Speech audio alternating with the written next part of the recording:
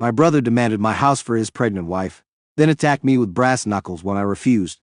Now, he's in jail and I'm trying to start over while my family still sees him as the golden child. Now, I've left town to start over, but I feel like my past is still haunting me. How do I even begin to heal? I guess I should start by saying that I don't really know what I'm hoping to get out of writing this. Maybe I just need to put it all into words to make sense of it. Maybe I'm hoping someone can tell me that I'm not crazy for feeling like I've been living in some twisted reality for the past 22 years. Either way, I've been carrying this around for too long, and it's time I let it out. So, a little backstory. I grew up in a small town where everyone knew each other's business, and my family was no exception. There was me, my older brother Noah, and my parents, who, to this day, I'm convinced have selective vision when it comes to their precious firstborn. Noah was the golden child, plain and simple. If he got a bad grade, it was the teacher's fault.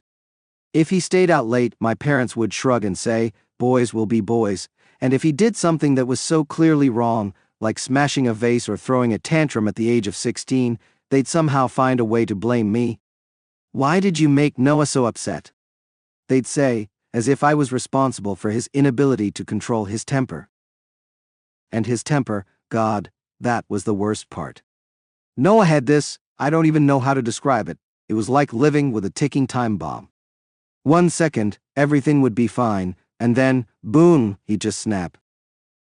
And when Noah got angry, he didn't just shout or slam doors like normal people he hit hard. And for some reason, I was always the target. I'm 5 years younger than Noah, so you can imagine what that looked like growing up. It started when I was little, maybe 6 or 7. He'd shove me around, knock things out of my hands, stuff like that. At first, it seemed like normal sibling roughhousing, you know? But it escalated quickly. By the time I was in middle school, he was full on beating me up, like using his fists, his feet, whatever he could get his hands on. There was this one time when I was about 13 and Noah was in high school. He was mad at me for something stupid. I think I borrowed one of his video games without asking. Anyway, he came into my room, closed the door, and just started wailing on me. It felt like forever before he stopped, and when he finally did, I could barely see out of one eye because my face was so swollen. I went to my parents, thinking this would finally be the thing that made them realize how out of control he was. But when I told them what happened, they looked at each other and then at me, and my mom said, "What did you do to provoke him?" Like it was somehow my fault that I'd just gotten the crap kicked out of me in my own bedroom. That's how it always was. Noah was their star, their golden boy, the one who could do no wrong. And me? I was just the afterthought, the extra kid they had to deal with. I wasn't allowed to get angry. I wasn't allowed to have emotions. If I ever pushed back, my parents would tell me I was overreacting, that I was being too sensitive. It was always me who had to be the bigger person, never Noah. This went on all through high school. I got really good at hiding bruises. I stopped inviting friends over because I didn't want them to see what was happening. On the outside, I tried to keep it together. Straight A's, extracurriculars, the whole perfect student act, because I thought maybe, just maybe if I was perfect enough, my parents would finally notice me. But no matter what I did, Noah always came first. I'll never forget the day of my high school graduation. It was supposed to be this huge deal, right? Like, I'd worked so hard for this moment. I was even valedictorian. But of course, Noah had to ruin it. He was in college by then, and he decided to come home for the ceremony. I should have known something was up because he'd barely acknowledged me since he left for school, but I thought maybe, just maybe, he was coming back to support me for once. Boy, was I wrong. That night, after the ceremony, we had a small gathering at our house. It was mostly family, a few close friends, nothing crazy. I was feeling good, like maybe things were finally looking up. But then Noah pulled me aside. He had this smug look on his face, and I knew right away that whatever he was about to say wasn't going to be good. "Congrats on the speech," he said, his voice dripping with sarcasm. "Too bad it's all downhill from here." Before I could respond, he grabbed my arm, hard enough to leave a mark, and whispered, "You'll never be as good as me. Don't even bother trying." I wanted to scream. I wanted to tell him to go to hell, but I didn't. Because even though I was 18 by then, even though I was a grown man, I was still scared of him.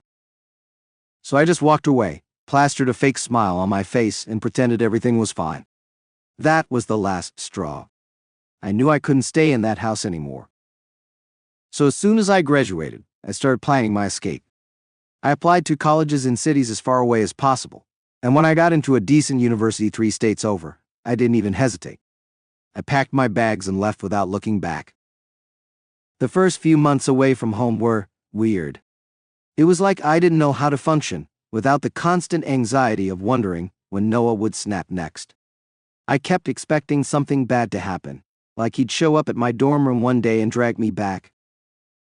But he didn't. I was free, or at least I thought I was. University life was supposed to be my fresh start. I threw myself in my classes, made some friends, and even joined a few clubs.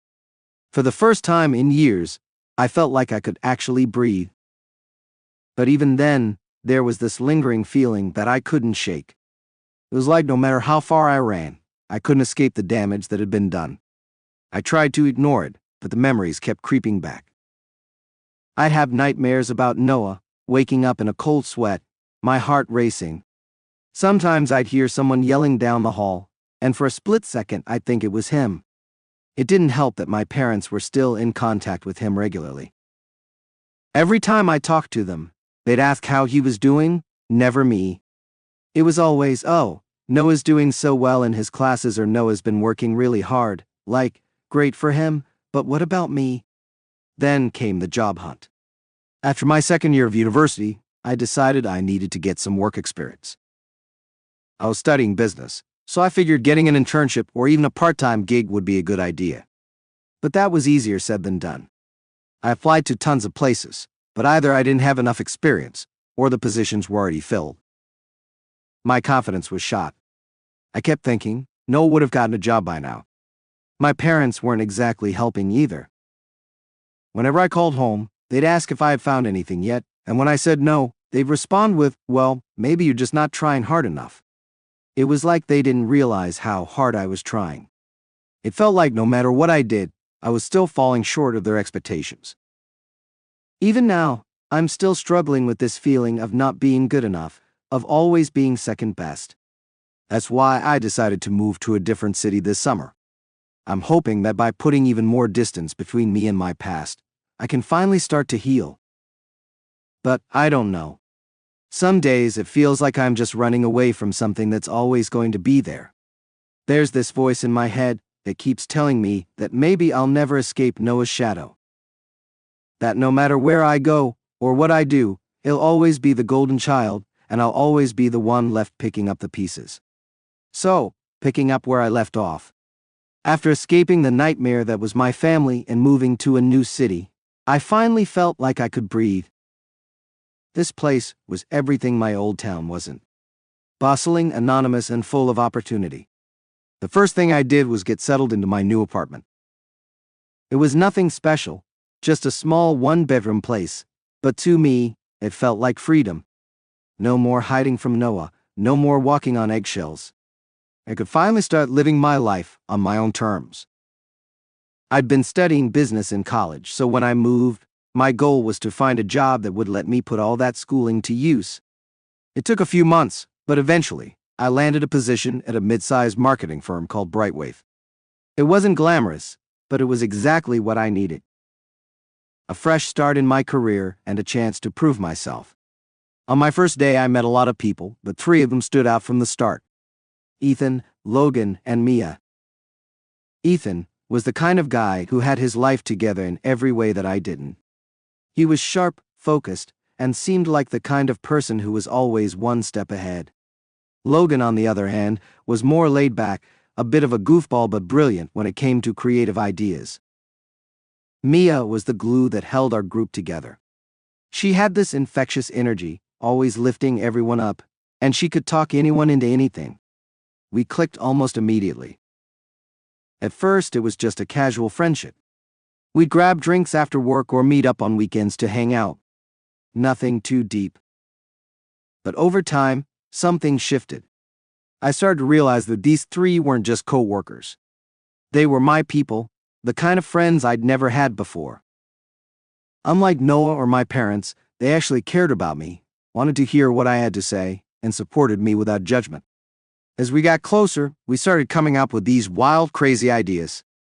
I'm talking about stuff that most people would laugh off as impossible, but for some reason, Ethan, Logan, and Mia were always down for it.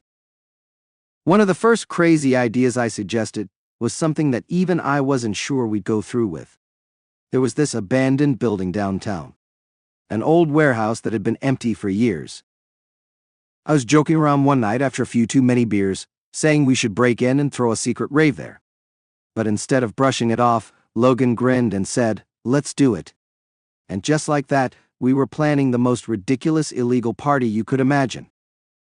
The four of us spent weeks figuring out the logistics, how to sneak in without getting caught, how to rig up the lights and sound system without anyone noticing, and how to invite just enough people that it wouldn't get too out of hand. It felt insane, like we were pulling off some sort of heist, but it was exhilarating. The night of the rave was unforgettable. Hundreds of people showed up, far more than we'd expected, and for hours the place was packed with music, lights, and chaos. For the first time in my life, I felt like I was part of something bigger than myself. It was reckless and stupid, sure, but it was also the most alive I'd ever felt. Of course, it couldn't last. The cops showed up eventually, and we barely escaped before they busted the place. We spent the next few days laying low, half expecting to get arrested, but nothing ever came of it. In the end, the whole thing became this legendary story that everyone in the city seemed to know about, and for a while we were the center of attention. After that, we started pushing the boundaries even more. Ethan, always the calculated one, suggested we invest in cryptocurrency. This was back before it blew up, so none of us really knew what we were doing, but we figured we'd give it a shot. I threw in a small amount of money, and so did the others. It was one of those why not moments, where none of us really expected it to go anywhere. Except, somehow it did. A few months later, the value skyrocketed, and we found ourselves sitting on a pretty decent chunk of change. It wasn't life-changing money, but it was enough to get us thinking. If we could pull that off, what else could we do? That's when I started to get the itch. I'd been at Brightway for almost 2 years by that point, and while I was doing well, climbing the ranks, getting promotions, it wasn't enough. I wanted more. I wanted to build something of my own, something that wasn't tied to anyone else's expectations. So I came up with another idea, starting my own marketing consultancy. At first, it was just a pipe dream. I talked about it with Ethan, Logan, and Mia, and they were all supportive, but I wasn't sure if I was ready to take the leap. I kept thinking about Noah, about how he'd always been the golden child, and I wondered if maybe I was just chasing something that wasn't meant for me. But Mia wasn't having any of that. She looked me dead in the eye one night and said, "You've spent your whole life living in someone else's shadow. It's time to step into the light." So I did it. I quit my job at Brightway and started building my own consultancy from the ground up. Ethan and Logan helped with the financial side of things, Ethan with his investment smarts and Logan with his creative genius. Mia was my sounding board, my biggest supporter, and my closest friend. She believed in me in a way that no one else ever had, and it made all the difference. The business took off faster than I could have imagined. Within 6 months, I had a solid client base, and word was spreading that I was the go-to guy for marketing strategy in the city. It was surreal. I'd spent so long doubting myself, thinking that I'd never be more than Noah's shadow, and suddenly, I was standing on my own 2 feet. But with success came complications. The first big shock came when Logan, who had always been a bit of a wild card, decided he wanted to take things even further. He pitched this insane idea, buying out a failing nightclub and turning it into the hottest spot in the city. It was risky, borderline crazy, but Logan was convinced it would work. He had a knack for spotting trends before they hit, and he swore up and down that this was going to be the next big thing. Against my better judgment, I went in on it with him. We pooled our money, got a loan, and bought the place. For a while, it looked like it was going to be a disaster. The club had a terrible reputation, and no one wanted to be seen there. But Logan worked his magic. He rebranded it, hired the best DJs, and somehow managed to turn the place around. Within a few months, it was packed every weekend, and we were raking in the cash. It should have been a victory, but instead, it became the beginning of the end. As the club grew more successful, Logan started to change. He became obsessed with it, pouring all his time and energy into the business and pushing the rest of us away. It wasn't long before tensions started to rise. Ethan, always the voice of reason, tried to talk him down, but Logan wasn't hearing it. He'd gotten a taste of the high life, and he didn't want to let go. The real turning point came when Logan decided to throw a massive, over-the-top New Year's Eve party at the club.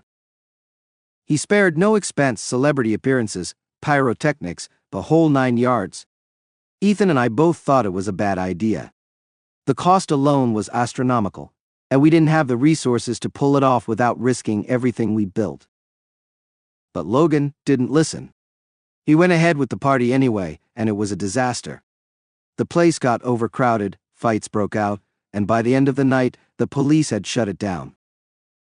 We were slapped with fines, and the negative press was brutal. In the span of a few hours, we went from being the hottest club in the city to the biggest scandal. Logan spiraled after that. He blamed everyone but himself for what had happened, and it wasn't long before we had a full-blown falling out. Ethan tried to mediate, but it was too late. Logan quit the business, leaving us to pick up the pieces. I'll admit, it hit me hard. I thought Logan was my friend, that we were in this together, but in the end, he cared more about the success than the friendship. It made me realize that no matter how far I ran from my past, there would always be people like Noah in my life. People who would take and take until there was nothing left. But unlike before, this time I wasn't going to let it break me. I had Mia and Ethan by my side, and I had my business, which was still standing strong despite the mess Logan had left behind. I'd come too far to let one setback ruin everything. So now, here I am, sitting in my office, looking out at the city that's become my home. I'm still thinking about starting my own agency, something bigger than just a consultancy, maybe a full-fledged marketing firm, something that could really make a mark. It's terrifying, but it's also exciting. For the first time in my life, I'm not just surviving, I'm thriving. But there's always that little voice in the back of my mind, the one that sounds a lot like Noah, telling me that it's all going to come crashing down eventually, that no matter how hard I try, I'll never be good enough. I'm still trying to figure out how to shut that voice up for good. Anyway, thanks for sticking with me through this long post. Writing it all out has been cathartic, I guess. If anyone has advice on how to deal with friends who turn on you, or how to stop doubting yourself after a lifetime of being told you're not enough, I'm all ears. After everything that went down with Logan and the nightclub fiasco, I didn't think I'd ever be able to work with him again. The fallout had been brutal, both emotionally and financially, and the rift between us seemed too deep to mend. But life has a funny way of surprising you. It had been a few months since the club debacle, and I was busy running my consultancy, which was still doing well despite the setback. Ethan and Mia had stuck by my side through it all, and we were starting to think about new ways to grow the business. I'd thrown myself into work, trying to distract myself from the lingering feeling that something was missing. Then, out of nowhere, Logan reached out. I remember staring at his name on my phone, debating whether or not to answer. Part of me wanted to tell him to go to hell for bailing on us when things got tough, but another part of me, maybe the part that remembered all the good times we'd had, wanted to hear him out. So I answered. "Hey," he said, his voice quieter than I remembered. "I messed up, big time, and I know I don't deserve another chance, but I want to make things right." I didn't say anything for a long moment, letting his words hang in the air. A part of me wanted to hang up right then and there, but something stopped me. Maybe it was the sincerity in his voice, or maybe I just wasn't ready to give up on him completely. "Let's meet," I said finally, "but I'm not making any promises." Logan and I met at a small coffee shop downtown a few days later. When I saw him, it was clear that he hadn't been doing well. He looked rough, tired, stressed, and a little lost. Gone was the cocky, larger-than-life persona he'd carried when we were running the nightclub. This was a different Logan, one who seemed humbled by his mistakes. We talked for hours that day, going over everything that had happened. Logan admitted that he'd let success get to his head, that he'd been chasing something bigger than himself without thinking about the consequences. He apologized, not just for leaving us in the lurch, but for how he treated all of us, especially me. It wasn't easy to hear, but I could tell he was being genuine. By the end of the conversation, something inside me had shifted. I wasn't ready to forgive and forget, but I realized that maybe, just maybe, there was still a way for us to work together. I called Ethan and Mia later that night and told them about the meeting. Both of them were skeptical at first, understandably so. They'd seen firsthand how Logan's ambition had nearly destroyed everything we'd built. But after some back and forth, we decided to give him another chance, under one condition. This time, we would do things differently. Everything would be above board, legal, and we'd have a clear plan. Logan agreed without hesitation. We spent the next few weeks brainstorming ideas, trying to figure out what kind of business we could launch that would play to all of our strengths. Logan, as always, had big ideas. He wanted something that could scale quickly, something that would put us on the map. Ethan was more cautious, reminding us that we needed to focus on sustainability if we wanted to avoid another disaster. Mia, ever the mediator, helped us find common ground. Eventually, we landed on the idea of launching a digital marketing agency, with a focus on helping small businesses and startups. It was a natural extension of the consultancy I'd already been running, but with Logan's flair for branding and Logan's contacts in the nightlife and entertainment industries, we knew we could take it to the next level. We called the new company Brightline Marketing and got to work right away. This time, we were determined to avoid the mistakes we'd made with the nightclub. Everything was done by the book: permits, contracts, legal structures, the works. We each took on specific roles within the company. Logan handled client acquisition and branding, Ethan managed the financials and operations, Mia led the creative direction, and I oversaw strategy and client relationships. As we were getting the business off the ground, we decided to revisit an old idea: cryptocurrency. The small investment we'd made months earlier had grown substantially, and we were starting to see real returns. Logan, ever the risk taker, wanted to pour more money into it, convinced that the market was about to explode. At first, I was hesitant. We were just starting to gain traction with Brightline, and I didn't want to risk everything on something as volatile as crypto. But Ethan, who'd been tracking the market closely, agreed with Logan. They both believed we were sitting on a golden opportunity. Mia, always up for an adventure, was fully on board. In the end, I decided to trust them. We pooled our resources and invested a significant chunk of our profits into various cryptocurrencies, focusing on a few lesser-known coins that Logan had researched extensively. It was a gamble, no doubt about it, but one that felt calculated. Meanwhile, Brightline started to take off. Within a few months, we had secured a handful of major clients, including a local tech startup and a national restaurant chain that needed help rebranding after a PR crisis. Word of mouth spread quickly, and before we knew it, we were expanding faster than any of us had anticipated. That's when things got really crazy. About 6 months after we'd launched the company, the cryptocurrency market exploded. The coin we'd invested in, one of those obscure altcoins that no one had paid attention to, skyrocketed in value, jumping nearly 78 times what we'd originally paid. Overnight, we went from being moderately successful business owners to full-blown millionaires. I'll never forget the moment I checked my crypto wallet and saw the numbers. I was sitting at my desk, going over some client reports when the notification popped up on my phone. At first, I thought it was a glitch. There was no way the value could have jumped that much in such a short time. But when I refreshed the app and saw the same numbers staring back at me, my heart nearly stopped. I immediately called Ethan, who picked up on the first ring. "Dude," he said, sounding just as stunned as I was. "Are you seeing this?"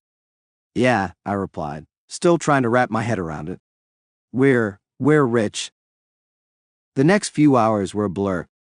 We called Mia and Logan, and the four of us spent the rest of the day in disbelief, watching as the value of our investment continued to climb. By the end of the week, we'd officially become millionaires. It was surreal. But the money wasn't the only thing that changed. With our newfound wealth came new opportunities, new pressures, and new challenges. For one, we had to figure out what to do with all that money. Ethan, always the practical one, suggested we reinvest some of it into Brightline and use the rest to diversify our assets, real estate, stocks, and other ventures. Logan, predictably, wanted to go big. He was already talking about opening more businesses, expanding Brightline internationally, and even launching a tech startup. In the end, we struck a balance. We invested a portion of our crypto earnings back into Brightline, and used the rest to purchase several commercial properties around the city, which we turned into co-working spaces for startups and small businesses. The demand for flexible office space was skyrocketing, and it seemed like the perfect way to grow our portfolio without taking on too much risk. I also bought myself a house, well, more like a mansion. It felt ridiculous, spending $430,000 and on a place that was way too big for just me. But after everything I'd been through, I figured I deserved it. The house was in a quiet, upscale neighborhood on the outskirts of the city, with a massive backyard, a pool, and enough space to host the kind of parties I'd only dreamed about growing up. For the first time in my life, I felt like I'd made it. I had a thriving business, a close-knit group of friends, and more money than I knew what to do with. But as the months went by, I started to realize that success wasn't as simple as I thought. The first shock came when Logan, who had always been the most ambitious of us, started talking about going solo. He'd been working on a side project, some kind of AI-driven marketing platform, and he was convinced it was going to be the next big thing. At first, I didn't think much of it. Logan was always coming up with big ideas, and most of them never went anywhere. But this time, he was serious. One night, after a long day at the office, he sat me down and told me he was leaving Brightline to focus on his new venture full-time. "I'm not abandoning you guys," he said, clearly trying to soften the blow. "I just need to follow this path, you know? It's something I have to do." I didn't know what to say. On the one hand, I understood where he was coming from. Logan had always been restless, always looking for the next big thing. But on the other hand, I felt betrayed. We'd built Brightline together.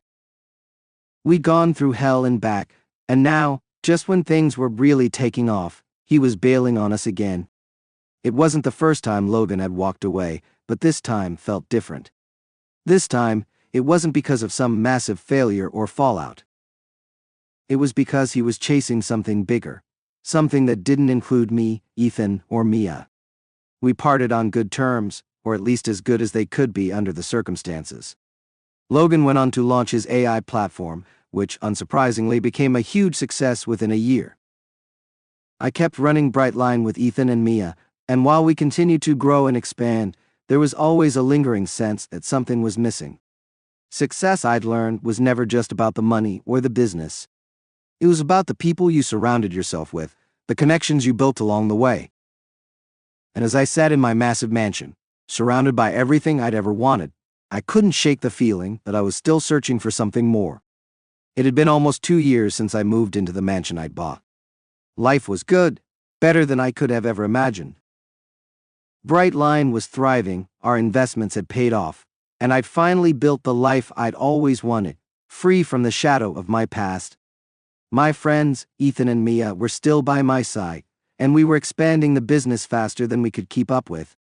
We'd even hired a few new people, including Sarah, a brilliant graphic designer who had a knack for turning even the dullest campaigns into viral sensations, and Aaron, a former lawyer-turned-business strategist, who helped us navigate the complexities of our rapid growth. But as anyone who's been through life's ups and downs knows, good things don't last forever. The storm hit when I least expected it. It was a Saturday afternoon, and I was relaxing by the pool, enjoying the peace and quiet. I had plans to meet Ethan and Mia later that evening to discuss a new client, but for now, I was just soaking in the calm. That's when I heard the doorbell ring. At first I thought it might be a delivery or neighbor, but when I opened the door, I was met with a face I hadn't seen in years. Noah. My heart sank the moment I saw him standing there, looking as smug as ever. He hadn't changed much, still the same imposing figure, his eyes sharp and calculating, but something about him seemed different. Desperate, maybe. And then I noticed the woman standing next to him. She was tall with a noticeable baby bump and a nervous expression on her face. His pregnant wife. I hadn't even known he was married. Gee, Noah said, flashing a grin that didn't reach his eyes. Long time no see. I could barely get the words out. What are you doing here? Can't I visit my little brother? He said, his tone dripping with mockery. He stepped inside without waiting for an invitation, his wife following silently behind him. I didn't trust this for a second, Noah showing up out of the blue. After years of silence, there was no way this was just a friendly visit. He glanced around the mansion, taking in the high ceilings, the polished floors, the expensive furniture. Nice place you've got here, he said, nodding approvingly. Much nicer than the dump I'm living in. I stayed silent, waiting for him to get to the point. I knew him too well to think this was just small talk. Finally, he turned to face me, his expression hardening. Look, I'll cut to the chase. My wife, Emily, he gestured to the woman, who was still standing by the door looking uncomfortable, is pregnant. We're expecting a baby in a few months, and the place we're living in isn't big enough for a family. We need more space. I felt a pit forming in my stomach. I knew where this was going. We were thinking, he continued, that this house would be perfect for us. It's big, it's in a nice neighborhood, and let's be honest, you don't need all this space. You're here by yourself, right? I couldn't believe what I was hearing. He wanted my house? After everything he'd put me through? After years of torment and neglect? He had the audacity to show up and ask for my home. No, I said firmly, shaking my head. Absolutely not. Noah's smile vanished, replaced by a cold, angry glare. I wasn't asking, gee. I'm telling you.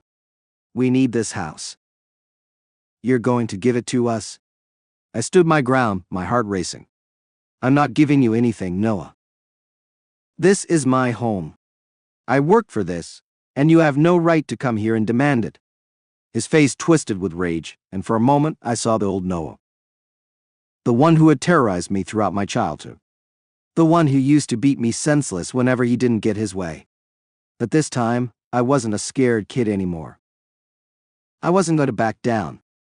Noah took a step closer, his voice low and menacing. You owe me, G. You've had everything handed to you on a silver platter, while I've struggled my whole life. Don't think for a second that I'm going to let you walk away from this. Emily shifted uncomfortably behind him, looking like she wanted to be anywhere but there. She didn't say a word. I don't owe you anything, I said, my voice shaking with anger. I've worked for everything I have. And you? What have you done? You've been a bully and a failure your whole life. I'm not giving you my house. That's when things took a turn. Before I could react, Noah lunged at me, pulling something out of his pocket. It took me a second to realize what it was. Brass knuckles? He slammed his fist into my side, the metal digging into my ribs, knocking the wind out of me. I stumbled back, gasping for air, but he didn't stop. He swung again, this time hitting me square in the jaw. Pain exploded in my head as I hit the floor, blood filling my mouth. I could hear Emily screaming in the background, but everything was a blur. Noah kept hitting me, his fists relentless, fueled by years of pent-up anger and resentment. I tried to fight back, but he was stronger, and the brass knuckles gave him the upper hand. I don't know how long the beating lasted, but by the time it was over, I was barely conscious. My face was swollen and bruised, my ribs felt like they were broken, and blood was pouring from my mouth and nose. Noah stood over me, breathing heavily, his fists still clenched. You should have just given me the house. Gee, he spat, before turning to leave, dragging his terrified wife with him. I lay there on the floor for what felt like hours, unable to move, the pain consuming me. I didn't even have the strength to call for help. It wasn't until Mia and Ethan showed up, thank God they were supposed to meet me later, that I was finally taken to the hospital. The next few days were a blur of pain and confusion. I had a concussion, several broken ribs, and more bruises than I could count. The doctor said I was lucky that nothing worse had happened. That if Noah had kept hitting me, I could have ended up with permanent brain damage or worse. Ethan and Mia were furious, when they found out what had happened. They stayed by my side through the whole ordeal, refusing to leave me alone in the hospital. It was Ethan who came up with the idea of pressing charges. "We're not letting him get away with this," he said. His jaw clenched. "He's going to pay for what he did." At first, I wasn't sure. Noah was my brother, after all. But as I lay there in that hospital bed, replaying the attack over and over in my head, I realized that I couldn't let this go. Noah had crossed a line, and if I didn't stand up to him now, he would never stop. So, we pressed charges. The court case was long and exhausting. Noah, of course, denied everything, claiming that I'd attacked him, and that he'd only been defending himself. But the evidence was overwhelming. The hospital records, the photos of my injuries, Emily's reluctant testimony. All of it painted a clear picture of what had really happened. Aaron, the lawyer we'd hired for Brightline, stepped in to help with the legal side of things. He was relentless, picking apart Noah's lies one by one, exposing the truth in front of the judge and jury. Emily eventually broke down on the stand, admitting that she had been too afraid to speak up at first, but that Noah had been the aggressor all along. The trial dragged on for weeks, but in the end, we won. Noah was sentenced to 5 years in prison for aggravated assault. It wasn't the longest sentence, but it was enough to make sure he wouldn't be able to hurt anyone else for a while. The victory was bittersweet. On the one hand, justice had been served. Noah was finally paying the price for all the years of abuse and violence. But on the other hand, he was still my brother. A part of me couldn't help but feel sad for him, for the life he could have had if he hadn't been consumed by his own anger and bitterness. As for me, the recovery process was slow, both physically and emotionally. The injuries healed with time, but the scars ran deeper than I'd expected. There were days when I couldn't shake the feeling that no matter how far I ran, the ghosts of my past would always find a way to catch up with me. But I wasn't alone. Ethan, Mia, Aaron, and even Sarah, who had become one of my closest friends, stood by me through it all. They helped,